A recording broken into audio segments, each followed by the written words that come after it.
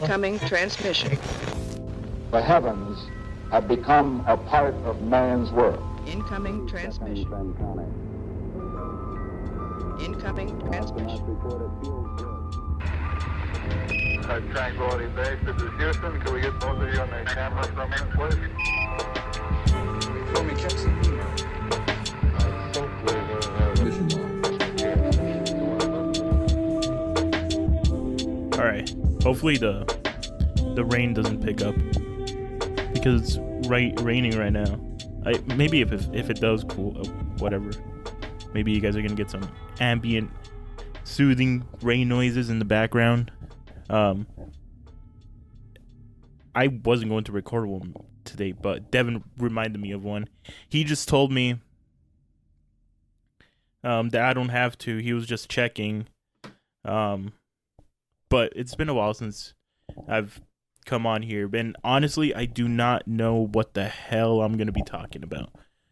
My goal is to at least talk for 10 minutes straight. I could talk about bullshit. I could talk about my feelings. One topic I was going to talk about is why I love WWE, or why I love wrestling. And I wrote it down in my journal. And there wasn't like there wasn't like oh my god, this is why Eddie likes wrestling and it's life changing. It's because I couldn't narrow it down to why I love wrestling. And I guess the only reason why I love wrestling is because it just distracts me from all the bullshit that's going on in my life.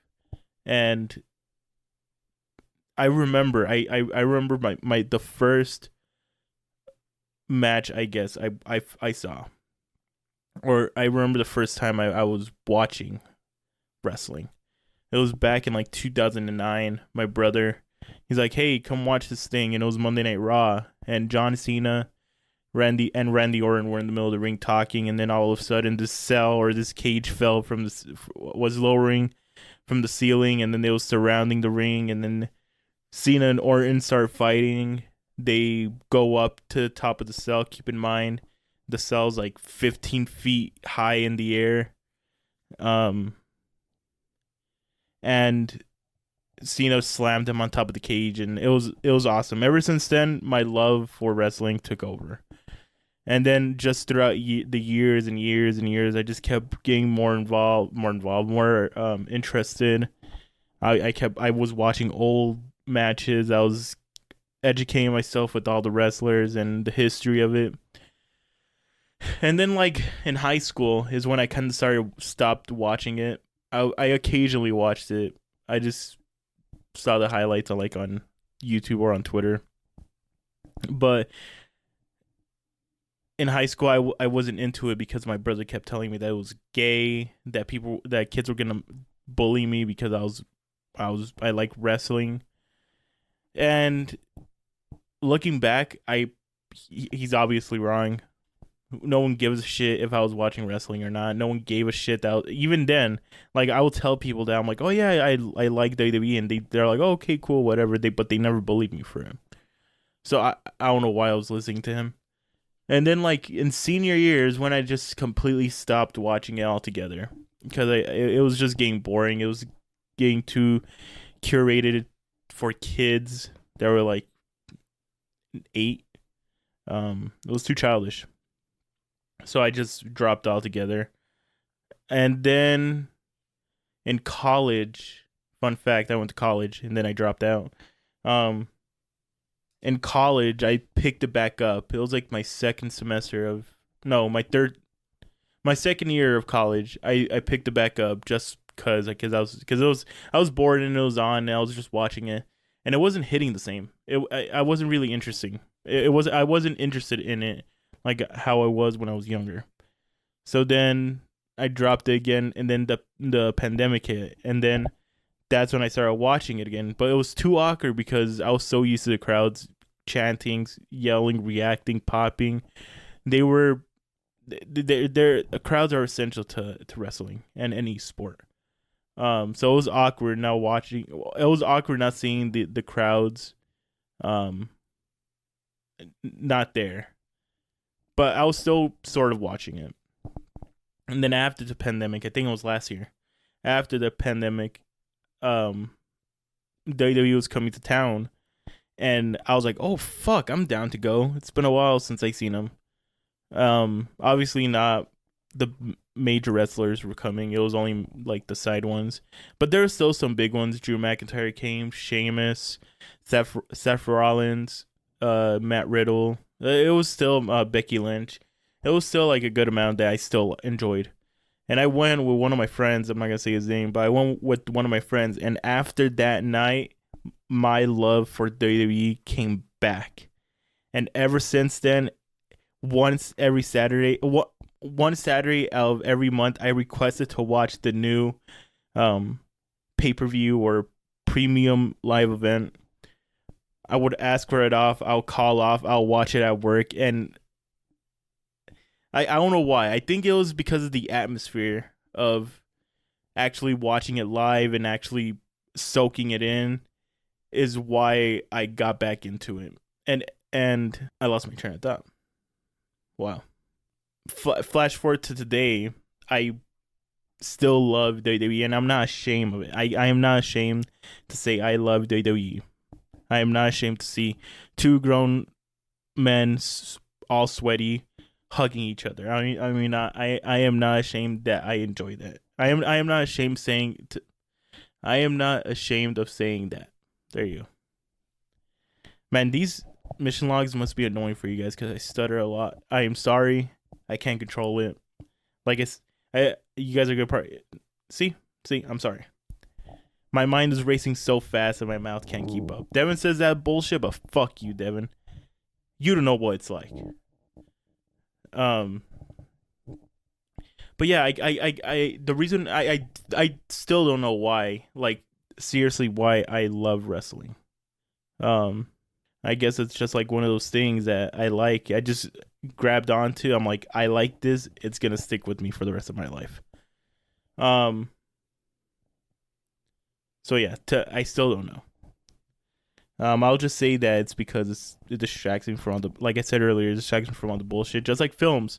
The reason why I love films is because obviously because of all the storytelling and it distracts me from all the bullshit that's going on. That's why everyone loves films. That's why everyone loves certain things, because it's a distraction.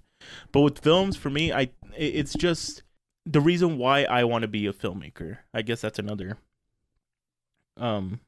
topic I could touch upon, is the reason why I want to make films. The reason why I want to be a filmmaker. The reason why I want to write stories is because to me it's a form of expressing myself. Like it may not to the viewer, to whoever's reading the script, it may not seem like that. But when I write my films, I'm in a way expressing myself. All the shit that I've been suppressing, I'm writing it on the paper or on the screen. I'm typing in. And I create these characters and pretend they're me, and it's like I said, it's just a form of expressing myself. Since I'm not vocal about my emotions, and since I don't express my emotions to other people, I'd rather just make a story out of it, and maybe it could help someone, or it could entertain someone. I don't know. Sorry, I was shaking it too much. I don't know why, or I don't know when. I should say I don't know when I'm going to release my first film, my first full-length film, my first feature film. I don't know when I'm going to start filming it. I don't know if I'm ever going to, because I've been having self-doubts about it. Hopefully, it cut in the mic. It sounded like someone was blowing into my ear. I've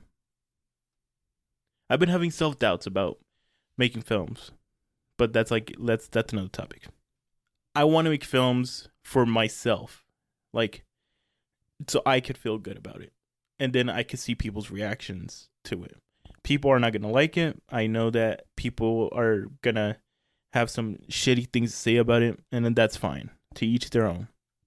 When I watch a movie, I know that the whole movie was in someone's head, and it just came out. They wrote it down, and they told a story.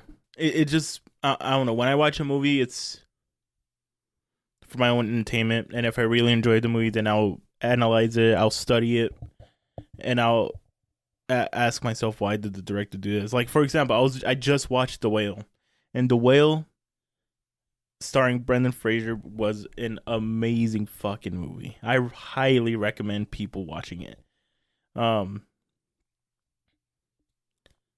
And I hope that one day I can make a film that sticks with people. I hope that one day I could change people's lives. Devin says I'm in a way changing people's lives now, but I still don't see it. I think it's because we're so small. That it still hasn't hit me. I don't know. That isn't the only reason why I want to make films, just because I want to change people's lives. Excuse me, or I want to inspire young filmmakers to pursue their dreams or whatever. I feel like I'm just gonna keep talking in circles, but bottom line is, the reason why I want to make films is to help, to express myself and to help people. Man, that's such a pretentious thing to say. I wish I could give you guys a more in-depth talk or more in-depth answer, but I can't. I'm sorry. I don't know. I said 10 minutes. It's been 11. I'm doing overtime right now. Hopefully I get paid double now. Shit. I don't know.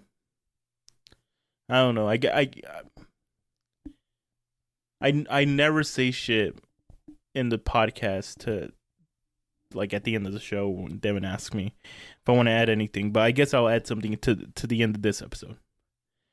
And that is, always, I don't want to sound like Devin. I'm trying to word it in a way that Devin wouldn't say. I'm trying to edify it. There you go. Edify it. Fuck. Actually, let me read a quote. Hold on. All right, I pulled up the quote, and it's, the longer you wait for your. Well, hold on. The guy said it too quick. I was watching. It's a video. Hold on. Be patient with me. So it says, the longer you wait for the future you want, the less time you have to spend in it. I'll let that sink in. I'll see you guys next time. Mission log 5 or 6, whatever the fucking whatever number it is. Out. The end. This concludes the transmission.